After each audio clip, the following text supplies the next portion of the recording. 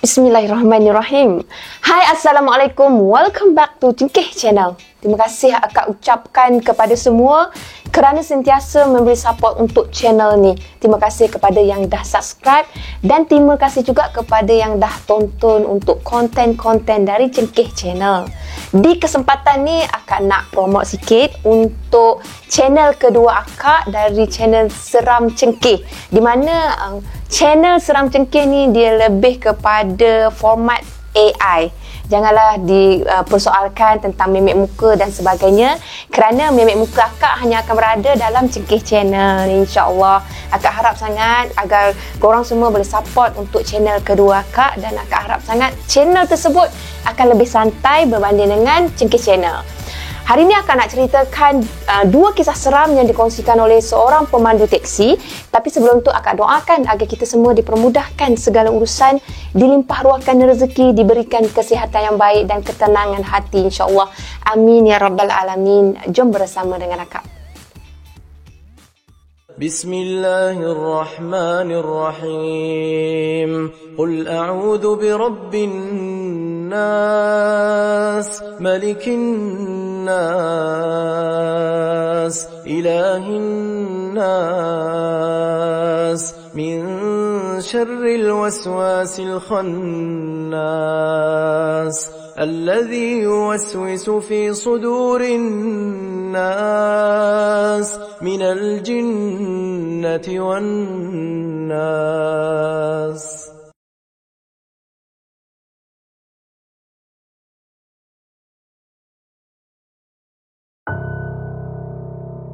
Akak teruskan dengan dua kisah seram seorang pemandu teksi. Dua kisah seram ni dilalui oleh seorang pemandu teksi yang bergelar sebagai Pak Akop. Pak Akop berusia dalam lingkungan 50 tahun, macam tu lah, 50 lebih. Pak Akop ni merupakan seorang pesara tentera yang masih kuat dan juga masih sihat. Sebab itulah dia nak teruskan untuk bekerja dengan pekerjaan lain. Sebab itulah dia bawa teksi. Senang ceritanya, Pak Akop ni jenis tak reti nak duduk diam kat rumah. Kalau dekat kamp tentera di dulu pun memang dia jenis yang cergas, jenis cerdas pemikirannya. Dek kerana bosan dengan persaraan tentera yang dah lama dah bersara, makanya Pak Akop ni dia meneruskanlah dengan pekerjaan dia dengan memandu teksi. Banyaklah masa Pak Akop ni terbuang di stesen teksi setiap kali dia menunggu giliran untuk mendapatkan penumpang, kan. Senang kalau kita duduk dengan kawan-kawan ni, tak adalah sunyi sangat. Kalau nak ronda-ronda macam tu, belum tentu ada customer. Jadinya beramai-ramai berada di stesen teksi kan memudahkan. Nak dijadikan ceritanya, satu hari tu Pak Akop ni dia rasa tak sedap badan. Dia rasa nak demam macam tu.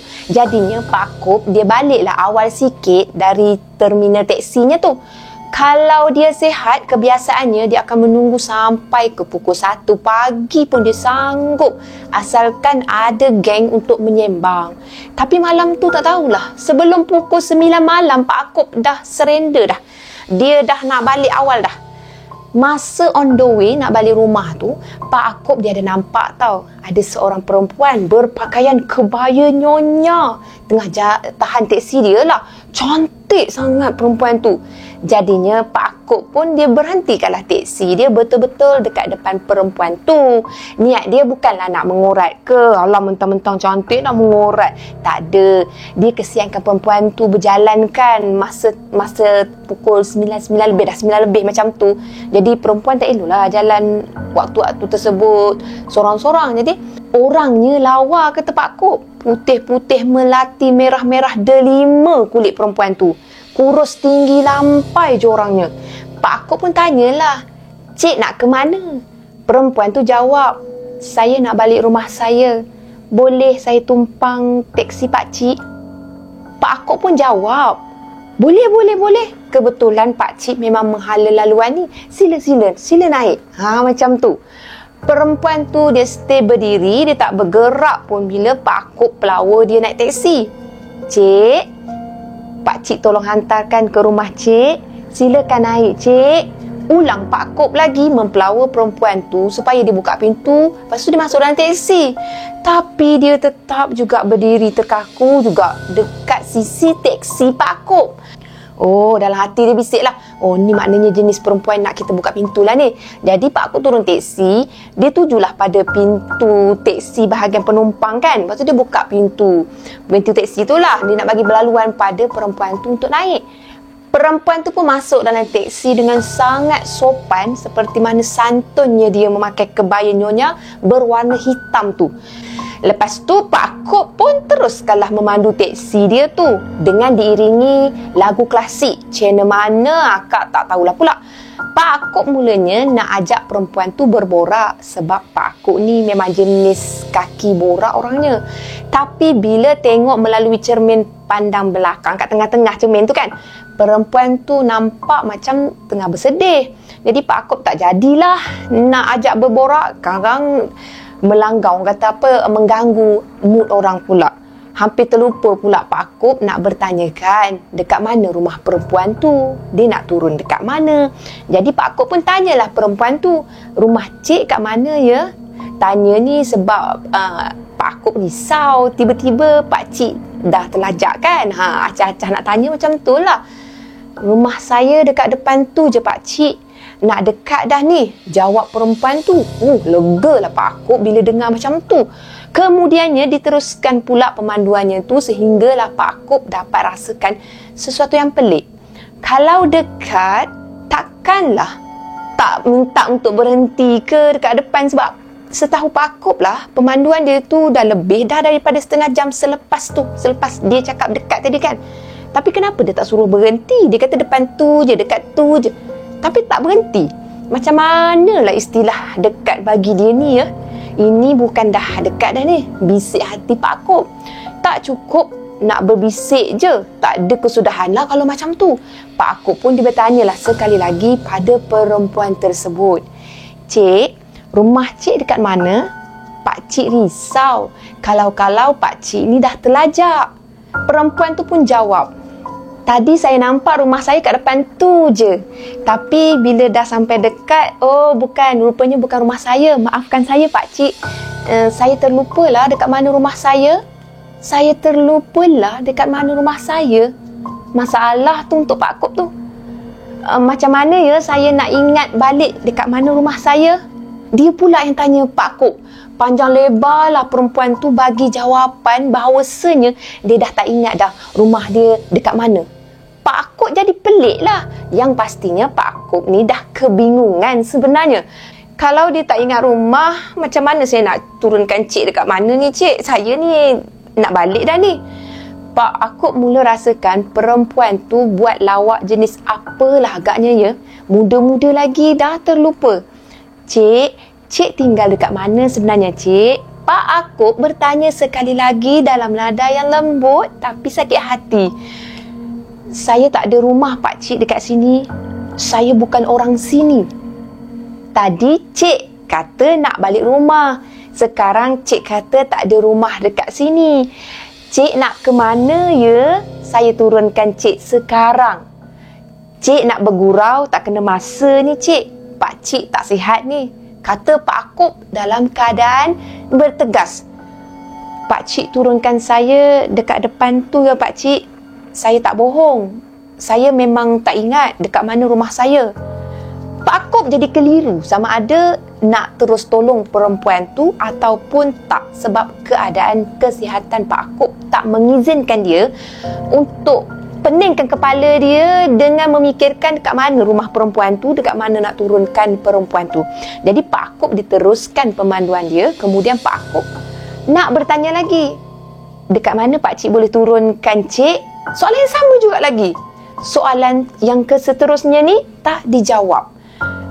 Pak Akop dia pun tolehlah ke belakang sebab dia, yelah kalau kita kan, kita rasa macam seolah-olah macam dipermainkan pun ya macam tu. Jadi ditolehkan ke belakang. Alangkah terkejutnya Pak Akop. Perempuan tu dah tak ada dalam teksi. Patutlah pertanyaan Pak Akop kali ni tak terjawab. Rupanya perempuan tu memang dah menghilang. Pak Akop rasa meremang tiba-tiba tau. Dengan siapalah dia bertanya ulang kali tadi.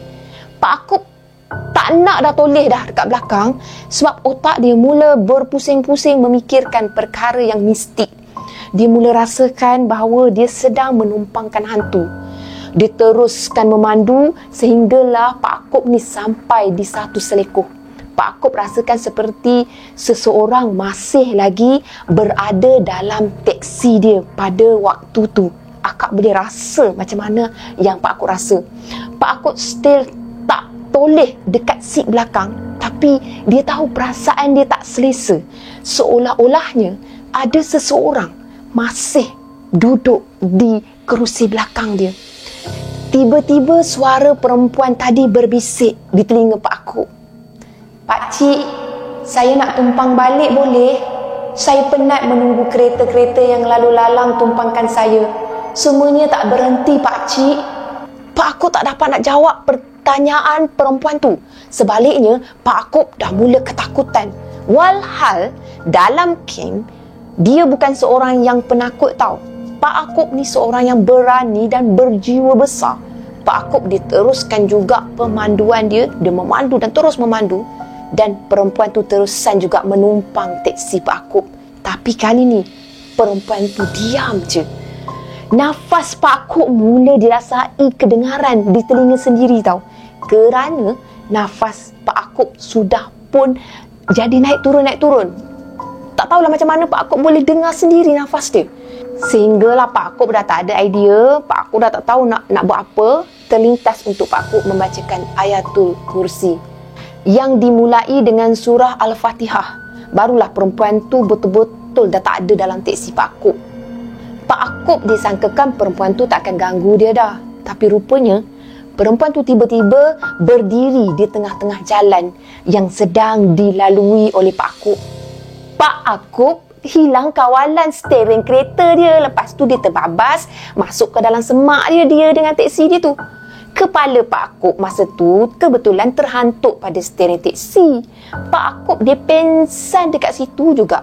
Kemudiannya Pak Akop sedar bila dia dah berada dekat hospital. Dia dah tak tahu dah apa yang berlaku selepas dia terhantuk. Memang sedar-sedar je dia tengok memang banyak katil patient-patient kan. Confirm lah hospital. Kesian sangat Pak Akop. Diganggu perempuan berkebaya nyonya hitam. Siapalah perempuan tu ya? Pak Akop langsung tak tahu apa-apa pun yang berkaitan dengan perempuan tersebut. Yang pasti ada seorang penduduk dekat kawasan berdekatan bagi tahu perempuan berkebaya hitam tu memang selalu ganggu pemandu-pemandu yang lalu lalang kat situ. Tapi tak sangka pula Pak Akop berani untuk tumpangkan dia. Sebab kebanyakan orang katalah perempuan tu tak ada kaki, kadang-kadang orang nampak. Dia bergerak tak jejak tanah tau. Macam manalah Pak Akop boleh tak perasan pasal kaki dia?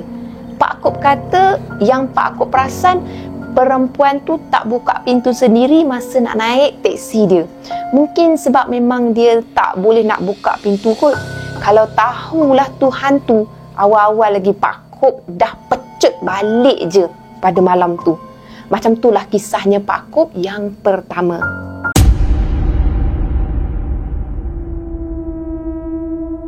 Kita teruskan dengan pengalaman Pak Akop yang kedua. Okey, kejadian ni dilalui Pak Akop selepas kejadian yang pertama tadi. Lebih kurang selepas 2 tahun kemudian lah. Masa tu, Pak Akop dia nak balik rumah sama juga. Cadangnya dia nak sambung balik bawa teksi dia tu selepas dia dah balik rumah, makan, minum, dah solat berjamaah apa semua kan. Jadi, yang pentingnya kali ni Pak Akop dia nak pergi solat maghrib dan solat isyak berjemaah di masjid berdekatan dengan rumah Pak Akop. Itu tekad Pak Akop lah. Jadi Pak Akop dia pun drive lah balik lebih kurang pukul 6.10 petang dari mana tak pastilah. Masa tu Pak Akop memang nak drive santai-santai je, tak nak kejar masa. Dalam perjalanan nak balik tu, Pak Akop dah melapasi kawasan seram di mana Pak Akop pernah lalui. Masa tu dia mengambil perempuan berkebaya nyonya kan yang akak cerita tadi. Jadi Pak Akop dia tak menyangka yang dia akan ulangi lagi situasi yang sama. Kali ni Pak Akop menghampiri satu jambatan sederhana besar, tak kecil tak besar, yang menghubungkan satu kem tentera dengan kawasan sebuah felda. Maksudnya, nak ke felda tu perlu lalui dululah kem tentera yang akak sebut tadi. Macam biasa juga, Pak Akop dia lalui tempat tu dengan diiringi lagu-lagu di corong radio. Dia suka dengar lagu-lagu klasik sambil-sambil tu rasa romantik kan. Tiba sebelum nak naik jambatan, ada seorang wanita lagi tengah dukung baby. Itu beza dia. Wanita tu tahan teksi Pak Akop. Pak Akop jadi serba salah lah sebab dah nak menghadap ke gelap tanah lah orang kata. Time tu kan senja. Pak Akop dia berhentikan juga teksi. Lepas tu dia bagi salam dan wanita tu memang tak jawab salam tau. Salam yang diberikan oleh Pak Akop tu. Wanita tu sebaliknya hanya senyum je dekat Pak Akop. Pak Akop tanyalah, puan nak ke mana? Bawa baby masa ni masa dekat kat maghrib lah, tak elok kan? Pak Akop ni jenis sopan orangnya. Dia tak adalah nak tanya macam nak jekah. Jadi perempuan tu pun tunjuklah arah depan jalan tau. Macam tu lah. Oh, maknanya nak teruskan perjalanan sama arah lah dengan Pak Akop saluan kan. Kenangkan wanita tu bawa baby. Jadi Pak Akop kata, bolehlah pakcik boleh bawa tumpangkan sampai dekat haluan dia nak pergi tu, sebabnya sekali harung sekali jalan, jadi tak ada masalah lah. Wanita tu pun naiklah teksi macam manusia biasa je. Dia naik teksi, buka pintu, duduk macam penumpang-penumpang Pak Akop yang naik teksi macam biasa je. Tak ada apa pun yang mencurigakan Pak Akop. Maklumlah Pak Akop ni memang cukup hati-hati dah selepas dari kejadian sebelum ni. Pak Akop pun dengan lafaz bismillah diteruskanlah pemanduan pada waktu tersebut. Tapi kali ni Pak Akop dia bawa agak laju sebab Pak Akop nak bawa teksi masa tu. Dia nak kejarkan solat maghrib berjemaah dekat masjid. Masa yang dia ambil untuk ngongek-ngongek dengan perempuan tadi agak mengambil masa, so dia kena kejar masa lah. Cadangnya tak naklah ambil penumpang, tapi kesian kan bila tengok ada perempuan bawa anak, rasa macam tak sampai hati lah. Dalam teksi, Pak Akop tanya, nak ke mana? Wanita tu jawab, saya ikut pakcik. Amboi, ikut pakcik Akop ke? Mana ada penumpang yang bagi lokasi macam tu? Mudahnya kau bagi lokasi. Saya ikut pakcik. Lepas tu Pak Akop dia tanya sekali lagi sebab jam dah menghampiri ke azan maghrib. Tak adalah hampir sangat-sangat dekat maghrib, tapi risau jugalah kalau tak sempat sampai sebelum azan maghrib, tak dapatlah berjemaah. Tapi wanita tu tetap jawab, saya ikut pakcik. Saya ikut pakcik pula. Pak Akop tiba-tiba dia rasa was-was tau, sebab kalau diikutkan bawa wanita balik rumah, tak pasal-pasal pula kuali jadi UFO nanti. Jadi Pak Akop diteruskan memandu sambil sel-sel otak Pak Akop cuba untuk berhubung. Pak Akop sedang memikirkan untuk selesaikan masalah yang sedang dia alami pada ketika tu. Macam mana nak turunkan wanita yang tak habis-habis jawab, saya ikut pakcik, saya ikut pakcik. Jenuh lah. Pak Akop tiba-tiba teringatkan anak kecil yang didukung wanita tersebut. Terlintaslah dalam kepala Pak Akop nak jenguk tengok sebab budak kecil tu langsung tak berbunyi suara sejak dari mula naik teksi tadi. Pak Akop tengok melalui cermin pandang belakang tengah tu.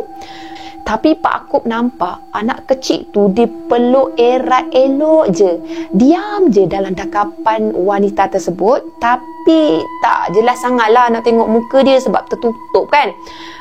Pak Akop jadi lagi rungsing nak bawa wanita tersebut. Dah lah tu dia bawa anak kecil dia. Tak pasal-pasal pula kalau bawa balik kat rumah ni sekarang dituduh dah berbini lain pula, dah ada anak lain pula.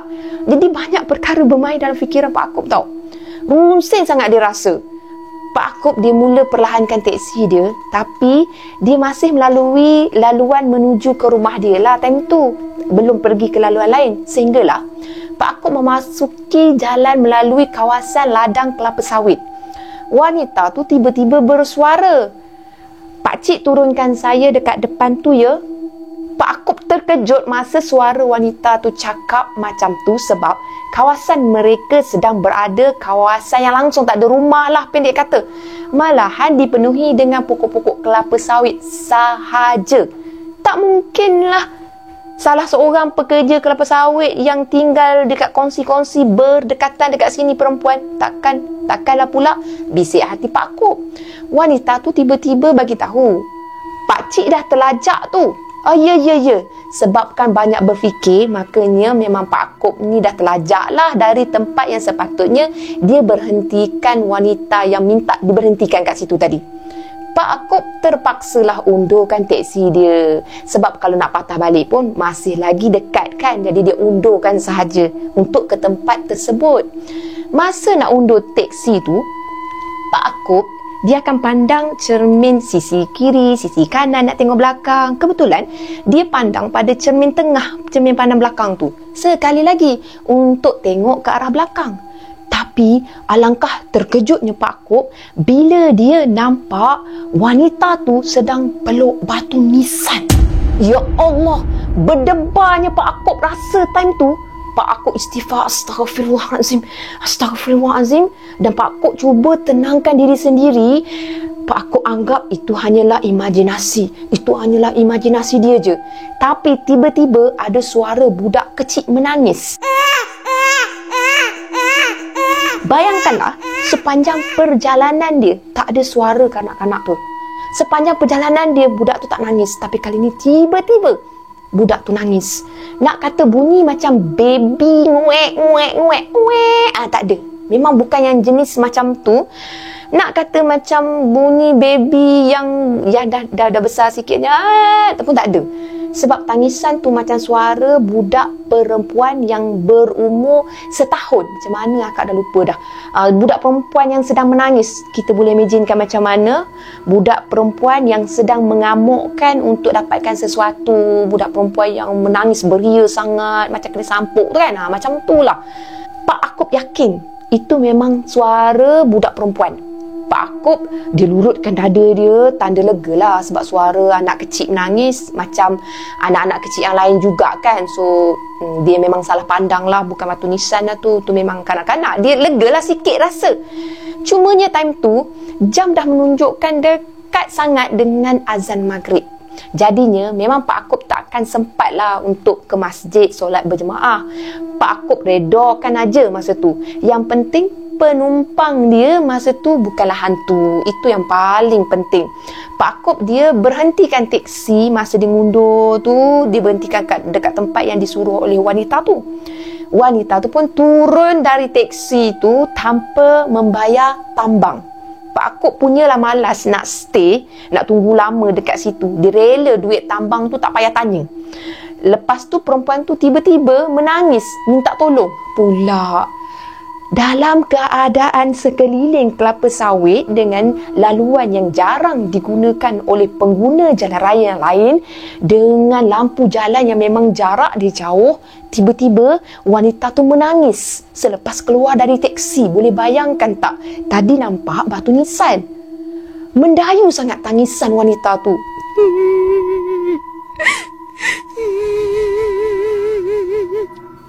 Tolong saya, tolonglah saya. Macam tu ayat dia. Tolonglah saya. Pak Akop mula rasa meremang yang amat. Pak Akop dia rasa berat kaki nak turun teksi untuk tutupkan semula pintu yang dah dibuka oleh wanita tu masa nak keluar teksi. Punyalah gementar Pak Akop rasa masa tu. Lutut Pak Akop tiba-tiba rasa lembik. Lembik macam tu. Pak Akop tanya, apa yang pakcik boleh tolong? Sempat lagi dia nak tanya. Kalau saya tak tanya dah terus jalan je. Wanita tu tiba-tiba ketawa pula macam orang gila. Pak Akop jadi buntu nak buat apa? Nak pecut teksi kan? Pintu teksi bahagian penumpang belakang masih terbuka. Nak turun tutupkan pintu, dah tak kuat dah kaki dia rasa time tu. Entah macam manalah tangan Pak Akop ni, dia terpetik dekat bahagian radio tau. Orang tengah mengaji tiba-tiba berkumandang. Dekat dengan azan biasanya akan ada bacaan-bacaan ayat suci kan? Betul tak? Jadi kebetulan itu yang membantu Pak Akop. Pak Akop mula bisik, cepatlah azan. Dia rasa sebab dalam radio biasa kalau mengaji lepas tu dia azan kan? Dia Pak Akop rasa cepatlah azan. Tapi tak tahulah, bila dilanda cemas, Masa yang berlalu tu dirasa sangat lambat. 5 minit terasa macam 5 jam nak menunggu. Punyalah rasa pelik sangat time tu. Tapi masa bunyi orang mengaji tu, wanita tu dah berangsur pergi tinggalkan Pak Akop. Dah lega sangat. Sebab wanita yang menyeramkan tu tinggalkan Pak Akop bukan dalam keadaan berjalan tergedik-gedik, tak. Dia terbang sambil mengilai nyaring tau. Rambut dia menggerebang macam kena tiup angin yang sangat kuat. Padahal mana ada angin pun masa tu. Kaki wanita tu tertutup dengan pakaian yang dia pakai, memang tak nampak kaki, tak jelaslah kata Pak Akop. Lagipun Pak Akop tak terlalu fokus tentang kaki dia ke apa ke, yang penting nak dia tu pergi cepat. Terlalu takut punya pasal, terus Pak Akop ni ditekan minyak dan dia pecutkan teksi dia tu macam tengah berlumba dekat litar lumba Shah Alam. Mujurlah pintu teksi tu, dia terkatup sendiri tau. Masa Pak Akop tengah break jalan, dia terkatup sendiri. Lepas tu, masa tu jugalah Pak Akop ni nyaris hilang kawalan pemanduan dia. Terhuyung hayang lah teksi tu meredah keadaan yang ketika tu semakin gelap. Lampu jalan ada kan, akak cakap tadi ada, tapi macam kedekut elektrik tau dia pasangnya, macam malap sangat, bukan jenis terang macam tu. Alang-alang pintu dah tertutup tu, Pak Akop dia redahkan juga keadaan yang menakutkan pada ketika itu.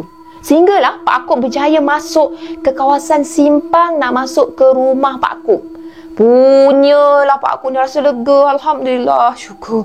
Alhamdulillah. Dia tak sedar pun bahawa azan maghrib sudah pun berkumandang dalam teksi tadi. Kan dia tunggu azan maghrib. Tapi masa bila azan maghrib tu berkumandang, dia pun dah tak sempat nak alert dan tak sempat nak ingat. Sebelum dia terleka, dia nak terus je balik ke rumah untuk mandi. Kemudian dia nak solat. Tapi sampai je Pak Akop dekat rumah, sangat-sangat terkejut Pak Akop rasa. Sebab ada sesuatu yang hantu wanita tadi dah tinggalkan dalam teksi Pak Akop pada malam tu. Sesuatu yang mengejutkan kita sebagai pendengar tau. Sangat-sangat terkejut. Rupanya ada satu batu nisan berbalut kain putih ditinggalkan dalam teksi Pak Akop. Itulah anak wanita yang dia pelukkan sangat, dia dokongkan sangat masa Pak Akop ambil dia. Itulah dia. Macam manalah wanita tu sampai lupa nak ambil anak dia tu, tak tahulah. Yang pastinya dia sengaja kot tinggalkan dalam teksi Pak Akop. Sebab mungkin niat dia nak menakut-nakutkan Pak Akop, ataupun dia memang nak ikut Pak Akop kot, nak tinggal kesan lah. Pak Akop dia masuk dalam rumah dan dia biarkan batu nisan tu berada dalam teksi dia dulu. Sebab azan maghrib dah berlalu, dia tak tahu berapa lama dah berlalu. Pak Akop perlu mengerjakan solat maghrib tu. Dah singkat sangat waktu antara maghrib dan isyak kan. Solat wajib tau, jangan ditinggalkan. Dahulukan solat dalam apa jua urusan kita. Okey, Pak Akop dia hanya solat dekat rumah je, tapi masih berjemaah dengan isteri dia, sebab isteri dia menunggu dia. Setelah selesai solat, selesai doa, Pak Akop dia kembalilah ke teksi dia. Dia nak tengokkan batu nisan tu. Manalah tahu koko dah tak ada dekat tempat duduk belakang teksi dia tu. Rupanya memang masih ada dekat situ, masih berada di atas kerusi tu. Teruslah cuak muka Pak Akop ni. Isteri Pak Akop pula, dia sangkakan Pak Akop ni masa tadi lepas solat tu terus bergegas keluar tuju dekat teksi dia tu. Dia sangkakan kotlah nak keluar, nak bawa teksi, nak sambung kerja.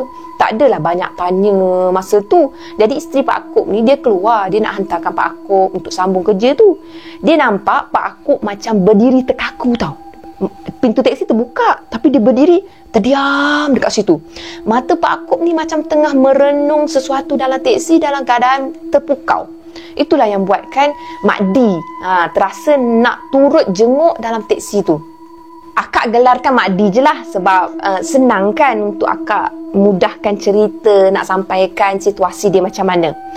Masa Mak D tengok dalam teksi, Mak D nampak ada batu nisan terbaring atas kerusi bahagian penumpang belakang. Lepas tu Mak D, dia tanyalah kepada Pak Akop, "Bang, batu nisan siapa ni?" Dia tanya macam tu. Dia ingatkan Pak Akop ni bawa balik batu nisan orang ke?